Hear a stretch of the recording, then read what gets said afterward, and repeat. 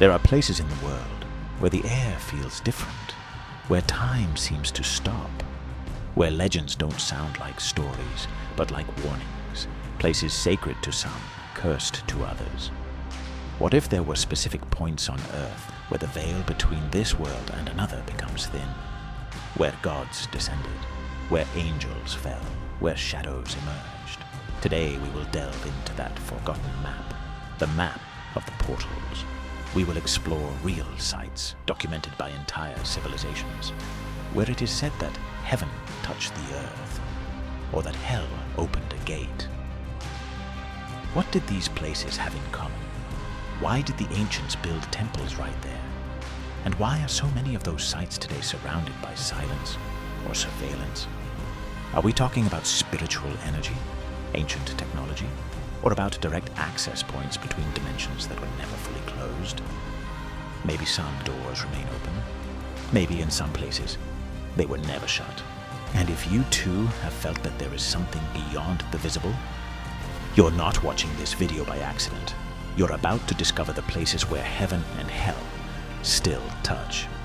This is Código Divino, and welcome.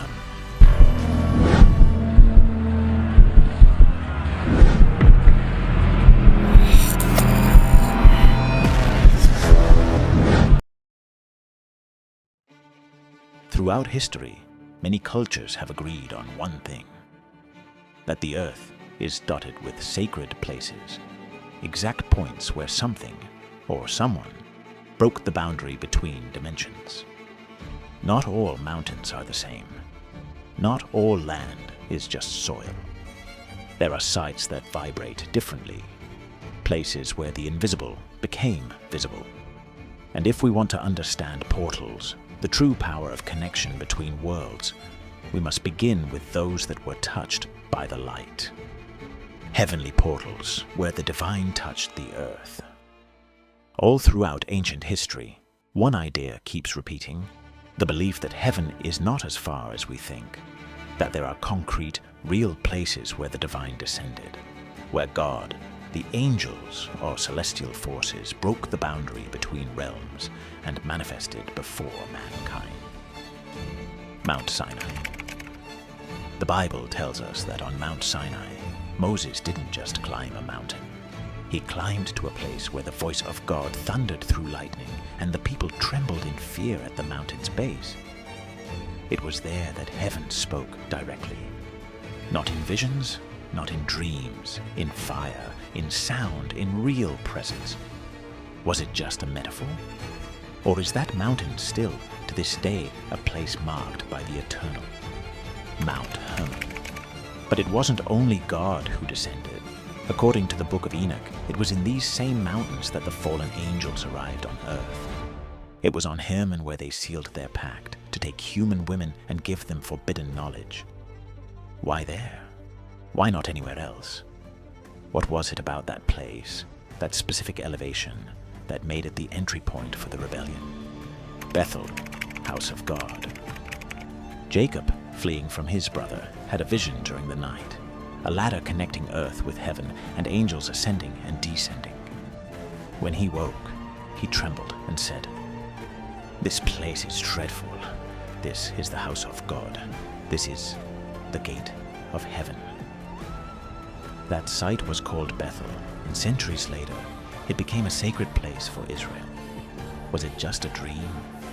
Or did Jacob truly feel what we feel when we stand near a spiritual doorway?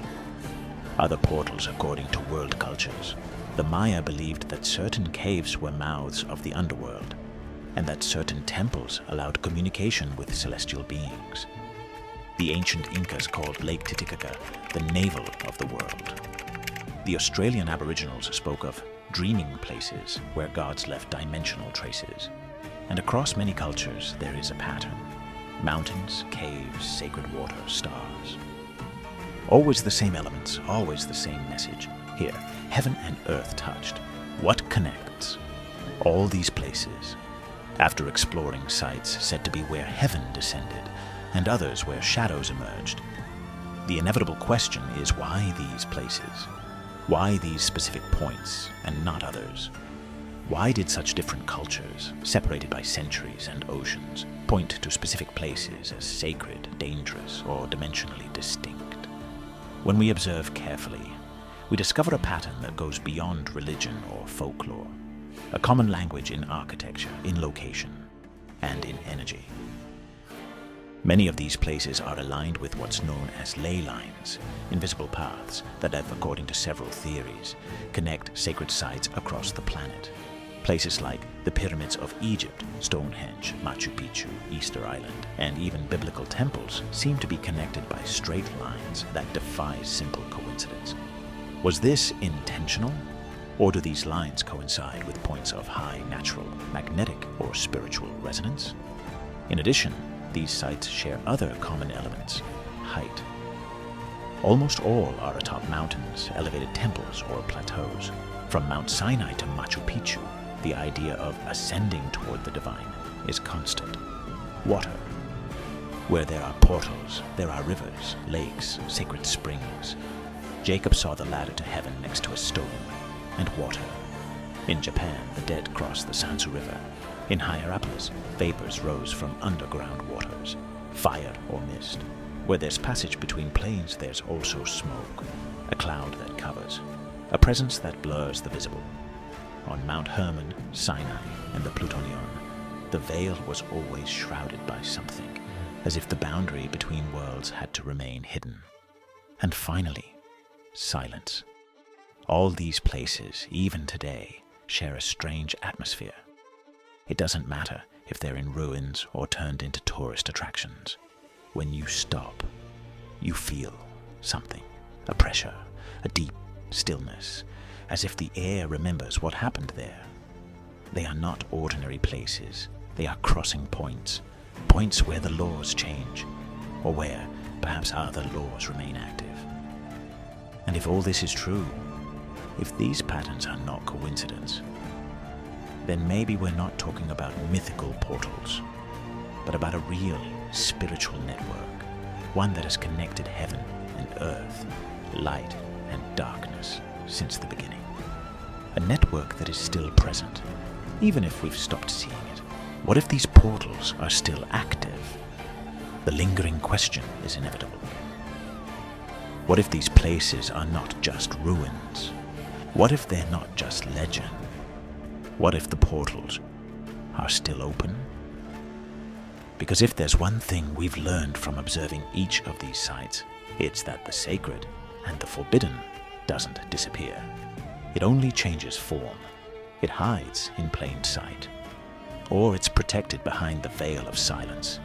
There are records of sealed caves, restricted temples, and archaeological zones where excavations suddenly stop, with no explanation. In some cases, after discoveries that don't fit the official narrative. In others, when unexplainable phenomena begin to manifest. Underground noises, lights with no origin, equipment failures. In the 20th century, a group of Italian archaeologists was working in Hierapolis, near the Plutonium. Several team members experienced fainting, dizziness, even hallucinations. The reports were archived. The entrance to the temple became inaccessible. In Japan, near Mount Osore, tourists have claimed to feel the presence of something behind them as they cross the stone bridge toward the Sansu River, an energy that pushed them to turn around, even though they knew no one was there. And still today, in Caesarea Philippi, the cave known as the Gate of Hades remains. There's no ceremony, no guards, but also no explanation. Perhaps these places were never closed. They were simply forgotten until someone crosses them again. And if humanity continues to move forward without knowing what energy is awakening, how long before someone unintentionally opens a door that can't be closed again? Because it's not just about believing in the visible. It's about understanding that beneath the surface of this world, there are marks, memories, and access points. And what we call myth, to others, was a warning. Perhaps they were always there, silent, disguised among mountains, caves, forgotten temples, waiting for someone to cross again, waiting for humanity to remember that not everything we see is all that exists. Because throughout time, humans have walked over doors without knowing it. They've built cities over sacred sites without understanding what energy remained sealed below. And maybe, without realizing, we've already opened some of those doors, not with keys, but with frequency, with intention, with arrogance. Today, when everything seems connected, when technology touches the invisible, when algorithms read thoughts and artificial intelligences try to imitate the soul, the question is no longer, are there portals?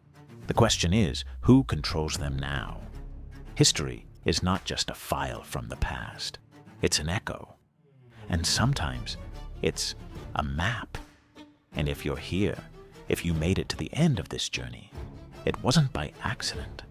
It's because something inside you also feels that there are pieces that don't fit, and others that haven't yet been revealed. So I invite you to keep exploring, to watch the other episodes we've prepared, to connect the dots. Because if one thing is clear, it's that the line dividing this world from what lies behind it is much thinner than it seems. Subscribe, share this video with those who might understand it, and turn on the bell. Because what's coming will take us to even deeper places, and perhaps more dangerous ones. See you in the next episode of Código Divino.